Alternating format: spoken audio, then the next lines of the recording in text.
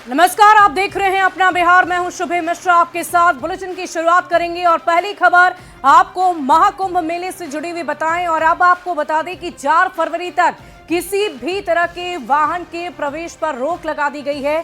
पूरे मेला क्षेत्र को नो व्हीकल जोन घोषित कर दिया गया है। और इतना ही नहीं, वीवीआईपी पास भी अब 4 फरवरी तक कैंसिल रहेंगे। वीवीआईपी स्नान और स्कॉट की गाड़ियों के काफिले पर भी रोक लगा दी गई है। सिर्फ बाइक, एम्बुलेंस, नगर निगम और फायर ब्रिगेड की गाड़ियां ही अंदर जाएंगी। रास्ते को 1 वे कर दिया गया है और एक रास्ते से आए श्रद्धालुओं को स्नान करने के बाद दूसरे रास्ते से भेजा जाएगा। प्रयागराज से सटे जिलों से आने वाले 4 गाड़ियों की शहर में एंट्री पर रोक लगा दी गई है।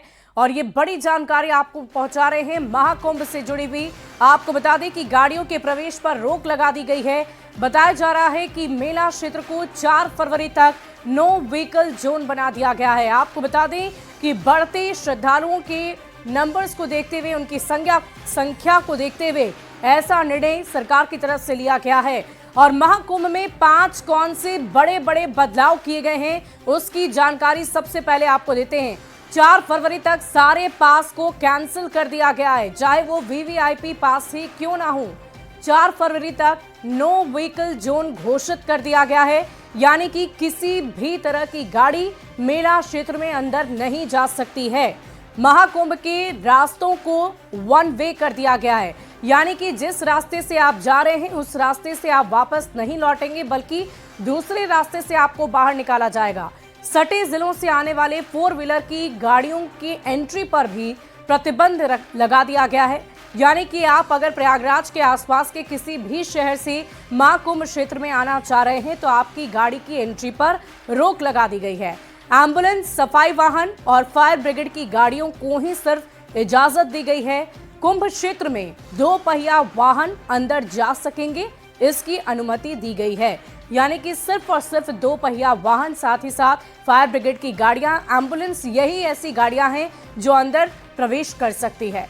महाकुंभ में व्यवस्थाओं की ओर बेहतर करने के लिए, और आपको बता दें कि महाकुंभ में जो व्यवस्थाएं हैं उसे और बेहतरीन बनाने के लिए प्रयागराज में मंडलायुक्त रहे आशीष गोयल और एडीए की वीसी रहे भानु गोस्वामी की तैनाती कर दी गई। और इसके अलावा महाकुंभ क्षेत्र में 5 विशेष सचिव भी तैनात कर दिए गए हैं।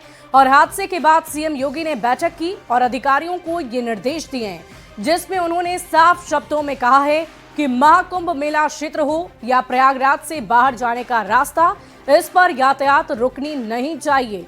उन्होंने ये भी कहा कि एक एक श्रद्धालु को सुरक्षित उनके गंतव्य तक पहुंचाना हमारी जिम्मेदारी है। सीएम योगी ने प्रयागराज के सभी स्टेशनों पर भीड़ को मैनेज और भीड़ का दबाव कम करने के निर्देश दिए हैं। इसके साथ ही मेला स्पेशल ट्रेन और अतिरिक्त बसें चलाने के लिए कहा गया है। जहां श्रद्धालु एकत्रित हैं वहां पर्याप्त भोजन और पानी की व्यवस्था करने के लिए कहा गया है। इसके साथ ही अयोध्या, वाराणसी, मिर्जापुर और चित्रकूट प्रशासन सबकी सुरक्षा के लिए पुख्ता इंतजाम के निर्देश दिए गए हैं। बढ़ते आगे, महाकुंभ हादसे से जुड़ी बहुत बड़ी खबर आई है। मुख्य सचिव और डीजीपी हादसे की वजह तलाशने आज प्रयागराज पहुंचेंगे।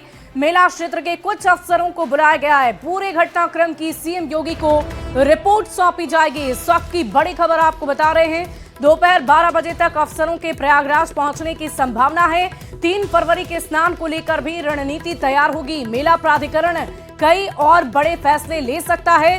फिलहाल आज से महाकुंभ क्षेत्र की व्यवस्था में 5 बड़े बदलाव किए गए हैं।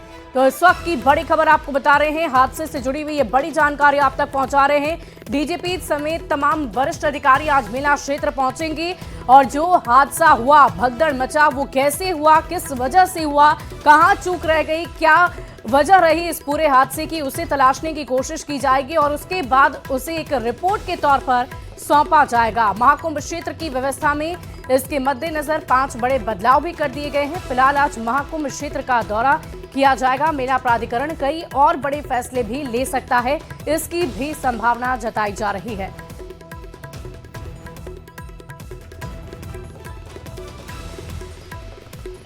और बड़ी खबर मुजफ्फरपुर से आ रही है, जहां बाबा साहेब भीमराव अंबेडकर बिहार विश्वविद्यालय के एक हॉस्टल पर आज फायरिंग हुई है।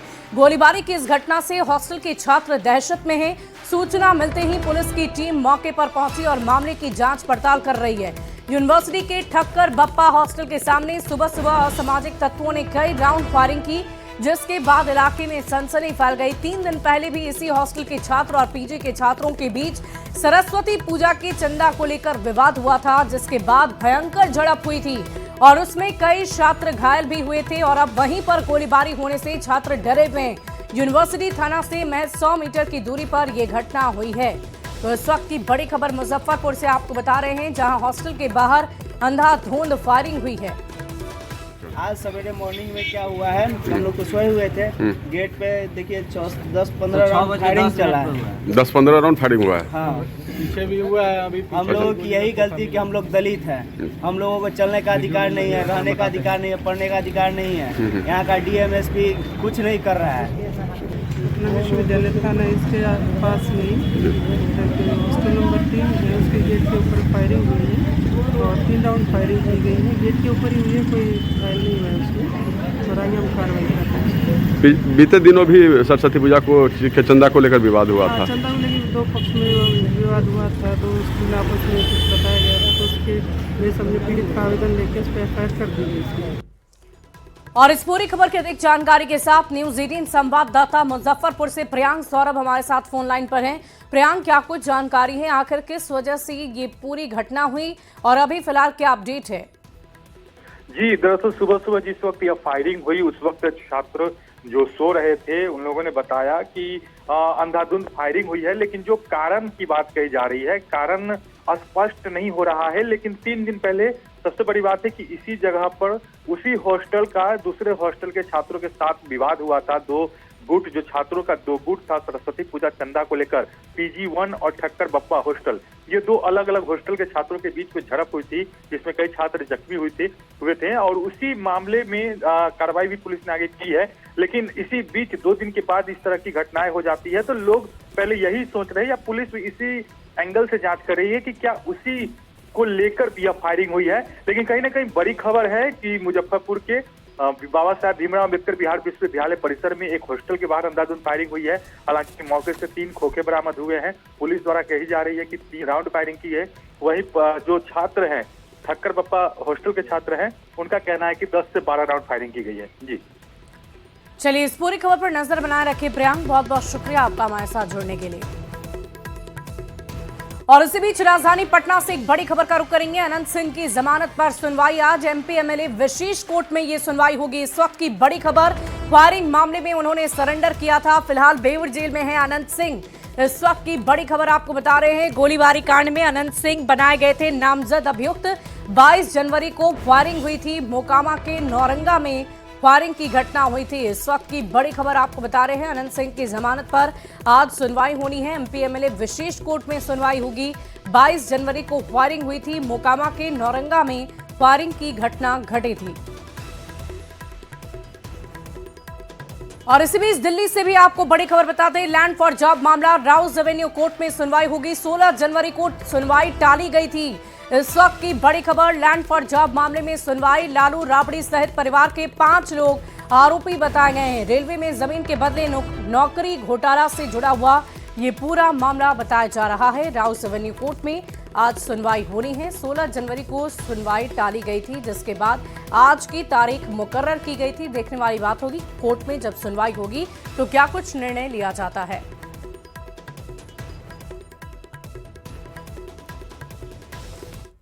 और इसी बीच राजधानी पटना से बड़ी खबर आ रही है, सीटेट अंक को लेकर अब तक फैसला नहीं। TRE 3 के अभ्यर्थियों की बढ़ गई चिंता, अभ्यर्थियों को नौकरी की चिंता सता रही है। इस वक्त की बड़ी खबर, 82 अंक वाले अभ्यर्थी अब तक वैलिड नहीं, काउंसलिंग की तिथि समाप्त हो गई। कक्षा 1 से लेकर 8वीं तक की काउंसलिंग खत्म हो गई है। सीटेट अंक को लेकर अब तक नहीं हुआ फैसला। TRE 3 के अभ्यर्थियों को नौकरी की चिंता सता रही है। 82 अंक वाले अभ्यर्थियों को वैलिड नहीं किया जा रहा है। 1 to 5 से लेकर 6 to 8 की काउंसलिंग तिथि समाप्त हो गई है। शिक्षा विभाग के पत्र के इंतजार में हजारों अभ्यर्थी हैं। 82 नंबर वाले को NCTE ने माना है वैलिड और TRE 3 में 82.5 नंबर से अधिक को वैलिड माना जा रहा है। कई जिलों में 82 नंबर की काउंसलिंग तो हुई, लेकिन उन्हें जिले में काउंसलिंग उनकी नहीं की गई है। और देखिए इस पूरी खबर की अधिक जानकारी के साथ न्यूज 18 संवाददाता रजनीश कुमार पटना से हमारे साथ फोन लाइन पर हैं। रजनीश, क्या है ये पूरा मामला? बिल्कुल, देखिए, इससे पहले की बहाली में सीटेट में 82 नंबर वालों को भी मौका दिया गया है, उनकी काउंसलिंग कराई गई है और वो टीचर बने हैं। लेकिन इस बार एनसीटी की तरफ से जो है 82 नंबर को वैलिड बताया गया है। बावजूद जो 125 या 628 वाले अभ्यर्थी हैं उन्हें कई जिले में डाउटफुल किया जा रहा है, कई जिले में उनकी काउंसलिंग नहीं कराई जा रही है। तो ऐसे में जो काउंसलिंग की तिथि है वो भी समाप्त हो गई है। हजारों अभ्यर्थी अब जो है टीचर बनने से वंचित रह जाएंगे। लगातार शिक्षा विभाग से गुहार लगा रहे हैं। शिक्षा विभाग की तरफ से स्पष्ट गाइडलाइन जारी अब तक नहीं किया गया है। ऐसे में न्यूज 18 से अभ्यर्थियों ने गुहार लगाई है कि बीपीएससी से चयन होने के बाद भी ऐसा ना हो कि हम टीचर बनने से वंचित रह जाएं। 82 नंबर आने के बाद उनकी काउंसलिंग हर हाल में कराई जाए और 82.5 जो कहा जा रहा है शिक्षा विभाग की तरफ से कोर्ट का आदेश है, लेकिन इस पर स्पष्ट गाइडलाइन जारी नहीं किया गया है। ऐसे में 82 नंबर वाले लगातार मौका देने की मांग कर रहे हैं और शिक्षक बनने का जो उनका सपना है वो अधूरा ना रह जाए, इसको लेकर सरकार से भी गुहार लगा रहे हैं। लक्ष्मी, चलिए, बहुत बहुत शुक्रिया रजनीश हमारे साथ जुड़ने के लिए, तमाम जानकारी के लिए। तो पटना से ये बड़ी खबर आपको बता रहे थे, जहां काउंसलिंग की तिथि समाप्त हो गई है और कुछ जो अभ्यर्थी हैं उन्हें ये चिंता सता रही है कि आखिर क्यों उनकी काउंसलिंग की प्रक्रिया पूरी नहीं हो पा रही है। बढ़ते आगे, पटना के फुलवारी शरीफ इलाके में लोगों ने छेड़खानी के आरोप में एक युवक को पकड़ा और फिर उसकी जमकर पिटाई कर दी। सूचना मिलने के बाद पुलिस की टीम पहुंची और आरोपी को भीड़ से बचाया। फिलहाल छेड़खानी के आरोपी को इलाज के लिए पुलिस ने एम्स में भर्ती कराया। आरोपी की पहचान बाढ़ निवासी रणधीर चौधरी के रूप में की गई है। आरोप है कि घर में लड़की को अकेले देख रणधीर चौधरी ने छेड़खानी की थी। लड़की के शोर मचाने पर लोगों ने इसे पकड़ लिया और जमकर पीटा। पुलिस का कहना है कि आरोपी की हालत गंभीर बनी हुई है। तबीयत में सुधार होने के बाद उस पर किसी भी तरह की कानूनी कार्रवाई की जाएगी। संबंध में आरोप है कि वह व्यक्ति एक घर में घुस गया था और एक लगभग 11 वर्ष उम्र की लड़की के साथ छेड़छाड़ कर रहा था, जिसके बाद परिजन और पड़ोसियों ने उसको पीट दिया। इस घटना के संबंध में पीड़िता के मां के फर्द बयान पर कांड दर्ज किया गया है और अनुसंधान किया जा रहा है। घायल व्यक्ति के परिजन भी घटना के संबंध में आवेदन दे रहे हैं। और अगली खबर वैशाली से है, जहां जुआ खेलने के विवाद में युवक की हत्या का मामला सामने आया।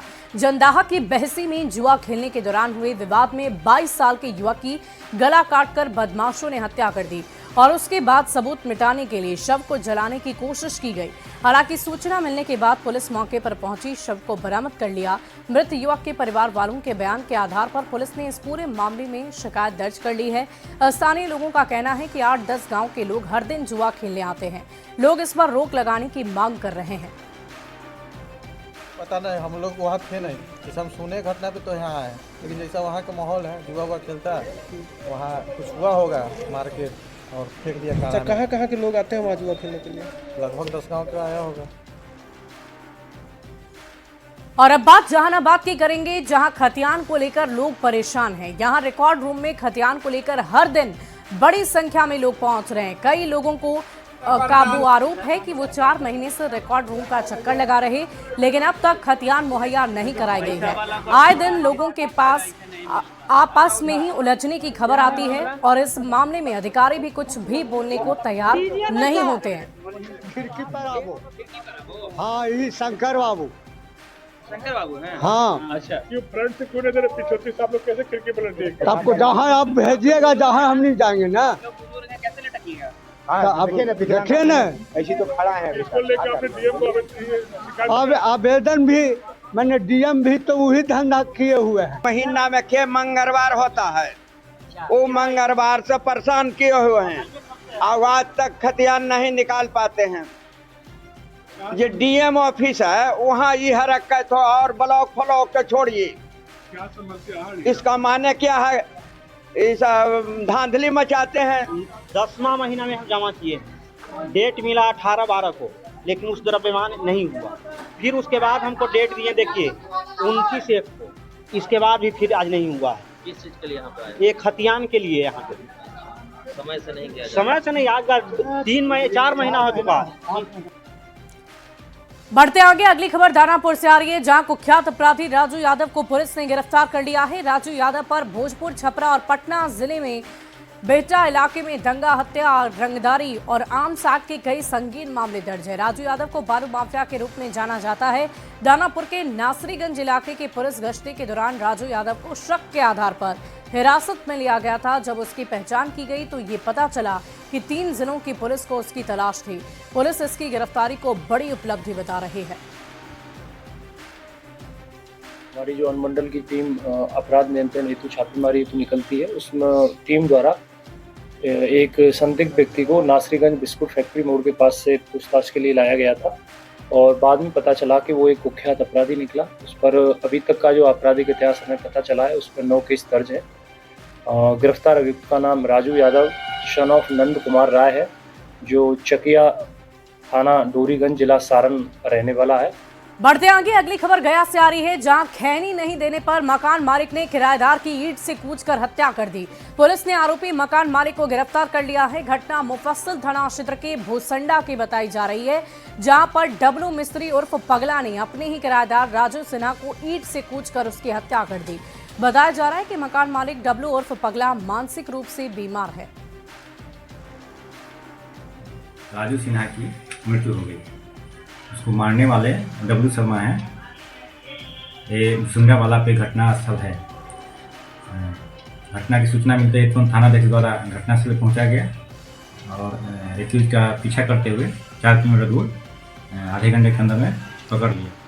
और आज मधेपुरा में सीएम नीतीश कुमार की प्रगति यात्रा है, जहां वो करोड़ों की योजनाओं की सौगात देंगे। विकास कार्यों का जायजा लेंगे सीएम नीतीश कुमार।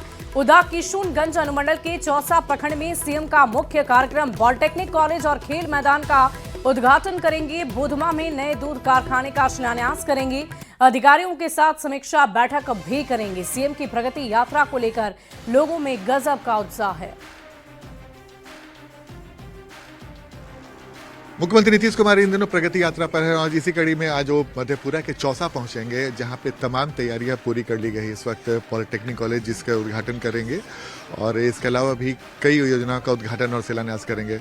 नीतीश कुमार प्रगति यात्रा के दौरान पूर्णिया और कटिहार के बाद आज मधेपुरा पहुँचने वाले हैं और इस दौरान वो कई विकास कार्यों का जायजा भी लेंगे और लगातार इस दौरान क्या कुछ सरकार की जो योजनाएँ चली हैं, वो ज़मीनी स्थिति उसकी क्या है, उसकी भी जानकारी लेंगे और उसके अलावा फिर अधिकारियों के साथ एक महत्वपूर्ण समीक्षा बैठक भी करेंगे और समीक्षा बैठक के बाद मधेपुरा को क्या कुछ सौगात मिलने वाला है उसकी भी घोषणा करेंगे। इस वक्त हम आपको तस्वीर दिखा रहे हैं मधेपुरा के चौसा की, जहां पे कई सारे स्टॉल बने हैं और उस स्टॉल को मुख्यमंत्री देखेंगे और जो लाभुक है उन्हें सरकारी योजना का लाभ भी देंगे। तो तमाम तैयारियां लगभग पूरी हो चुकी हैं और उसके बाद जीविका दीदियों से भी मुख्यमंत्री नीतीश कुमार संवाद स्थापित करेंगे।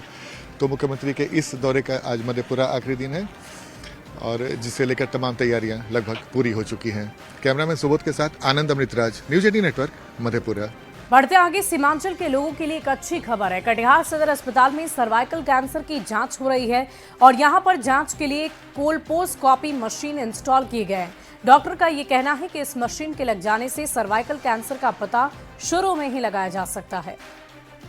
बिहार के सीमांचल के इस इलाके में तेजी से कैंसर बीमारी फैल रहा है और ऐसे में सर्वाइकल कैंसर एक बड़ी समस्या है और इसको लेकर अब कटिहार में एक नया मशीन फिट किया गया। ये कटिहार मेडिकल कॉलेज, ये कोलपोस्कोपी मशीन है और ये कैसे काम करे जरा बात कर लेते हैं।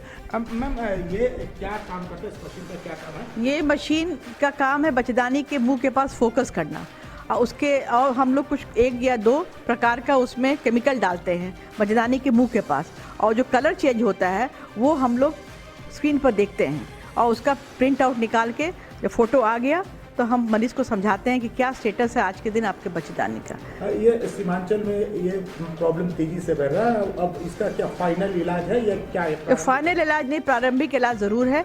फाइनल इलाज के लिए हायर सेंटर हम रेफ़र कर देते हैं समय रहते हुए। तो ये कटिहार मेडिकल कॉलेज का जो कोलपोस्कोपी मशीन यहाँ इंस्टॉल किया गया है और ये सर्विकल कैंसर जो है उसके लिए बेहद उपयोगी है। जहाँ तक जो जानकारी है, कोशी और सीमांचल का ये पहला मशीन है जो यहाँ इंस्टॉल किया गया है और इसके सहारे मरीजों को लाभ मिलने की उम्मीद है। सुब्रत, न्यूज़ 18 कटिहार। और फिलहाल इस बुलेटिन में अभी के लिए बस इतना ही। एक